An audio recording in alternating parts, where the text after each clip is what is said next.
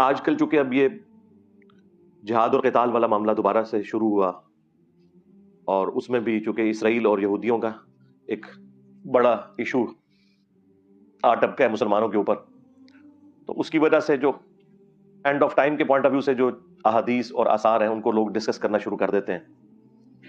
اور یہ صرف آج کل کے اسکالرز نہیں ہیں، ماضی میں بھی لوگوں نے بڑی کتابیں لکھی، اور اللہ کے فضل سے جتنی پیش گوئیاں کی کوئی ایک بھی صحیح ثابت نہیں ہوئی۔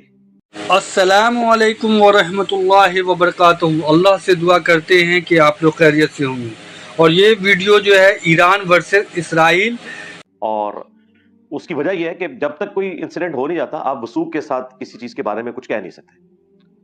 اب یہ کہنا کہ جی جب انسیڈنٹ ہو جائے گا تو اس کے بعد تو سب کو پتہ چل جائے گا، نہیں جناب، اس کے بعد بھی سب کو پتہ نہیں چلتا۔